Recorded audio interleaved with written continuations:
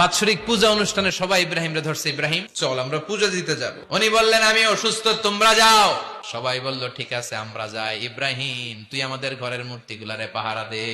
তো সাইয়েদনা ইব্রাহিম অবাক, কি রে এত মূর্তি, এত ভাবে আর অঙ্গভঙ্গি করে আছে, এত খাবার দেয়া, খায় না কেন? উনি ভাবলেন ওরা হয়তো খেতে পারে না, নাগাল পাচ্ছে না, কিংবা আমারে দেখে লজ্জা পাচ্ছে।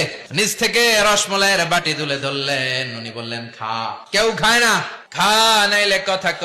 খায় না, কথাও কয় না, বাকি আছে মায়ের মারতে শুরু করলে। যতগুলো মূর্তি ছিল সবগুলো মেরে বড় মূর্তিটার গায়ে মারতে যাবে, ইন দা মিনটাইম স্টপ না, এটারে মারো। আর বুদ্ধি করে কুড়ালটারে বড়টার কান্দে ঝুলাইয়া দিলে। বিকেল বেলা পূজা মণ্ডপ থেকে সব এসে দেখে সর্বনাশ। ইব্রাহিম সর্বনাশ কে করছে? আমি করি নাই।